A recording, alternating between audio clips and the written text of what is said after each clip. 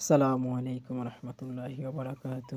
প্রিয় দর্শক, আজকে আমি দাঁড়িয়ে আছি রাসূল সাল্লাল্লাহু আলাইহি সাল্লামের রওজা শরীফের পাশে, ঠিক প্রবেশদ্বারে।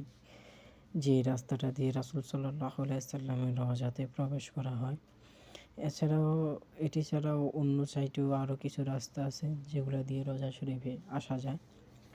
মূল যে ফটক, মূল যে রাস্তাটা, এটাই হচ্ছে মেন গেটের রাস্তা, রাসূল সাল্লাল্লাহু আলাইহি সাল্লামের রওজা শরীফের মেন গেটের রাস্তা। আর এটা হচ্ছে আপনার বাপ ফাহাদ গেট। রাসূল সাল্লাল্লাহু আলাইহি সাল্লাম রওজা শরীফের মেন যে গেট আপনি এখন দেখতেছেন, 19 নাম্বার, 20, 21, 22 নাম্বার গেটগুলো এই পাশেই। এগুলো হচ্ছে মেন গেট। এই গেটটার নাম হচ্ছে বাপ ফাহাদ।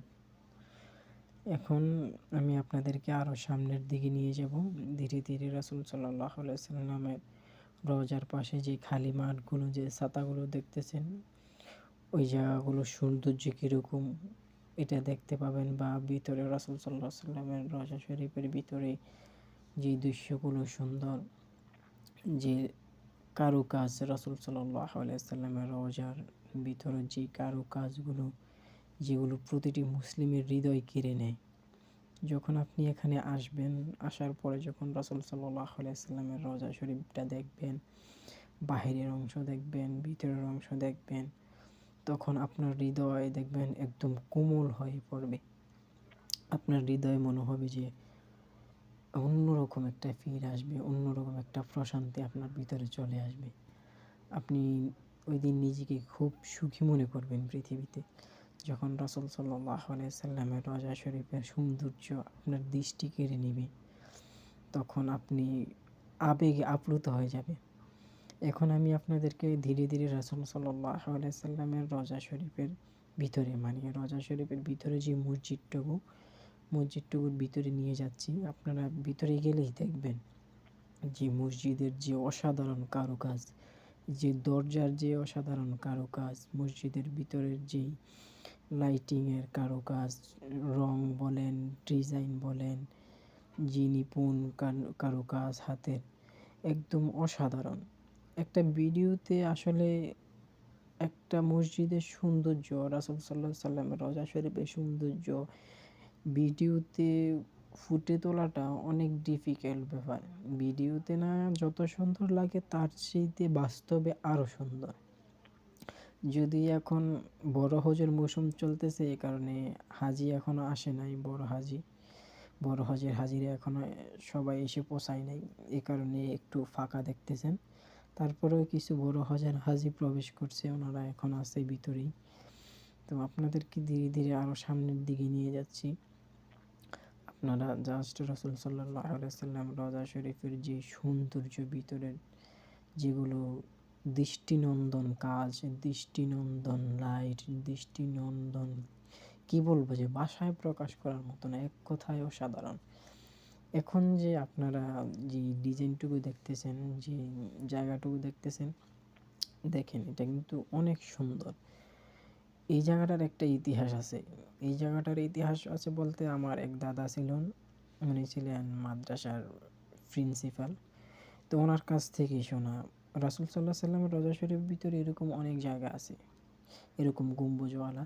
তো যেখানে যেখানে নাকি সাহাবীদের মানে গড় ছিলেন, সাহাবীদের ঘর বাসস্থান যেখানে ছিলেন, ওইখানে ওইখানে এরকম গম্বুজ দিয়ে মানে স্মৃতি করে রাখছে আর কি জায়গাটাকে।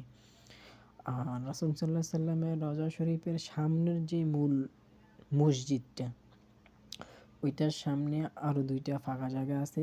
এই যে যেগুলো আপনারা এখন ছাতাগুলো দেখতে পারতেছেন, ওইগুলো কিন্তু ফাঁকা। এখানে কোনো কংক্রিটের ছাদ নেই, এখানে শুধুই ছাতা।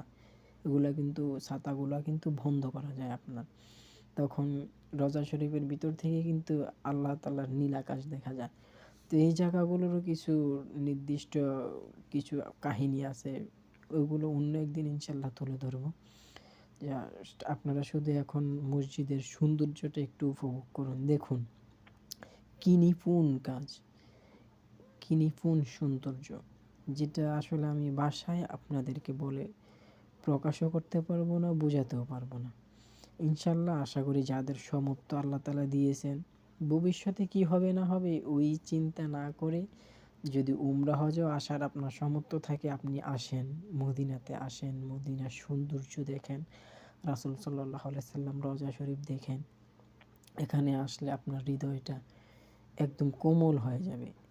এখন আমি আপনাদেরকে আরও সামনের দিকে নিয়ে যাচ্ছি যে রাসূল সাল্লাল্লাহু আলাইহি সাল্লামের এই যে সামনের দিকে যে ছাতাগুলো দেখতেছেন খালি জায়গা, এর সামনে যে লাইটিংগুলো মসজিদটুকু দেখতেছেন ওইটা হচ্ছে রাসূল সাল্লাল্লাহু আলাইহি সাল্লামের মসজিদের মূল অংশ, সামনের অংশটুকু।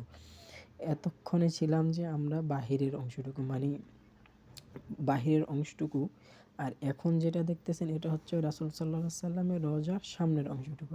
আর এই জায়গা থেকেই দেখেন রাসূল সাল্লাল্লাহু আলাইহি সাল্লামের রওজার যে সবুজ গম্বুজ, যে সবুজ গম্বুজ সবার দৃষ্টি আকর্ষণ করে, দৃষ্টি কেড়ে নেয়, হৃদয় কেড়ে নেয়, সেই সবুজ গম্বুজ কিন্তু এখান থেকে বসে দেখা যায়। মাওলানা আনিসুল হক আশরাফি একটা কথা বললেন যে দু চোখ মদিনার সবুজ গম্বুজ দেখে নাই, ওই দু চোখ পৃথিবীর কোনো সৌন্দর্য দেখে নাই।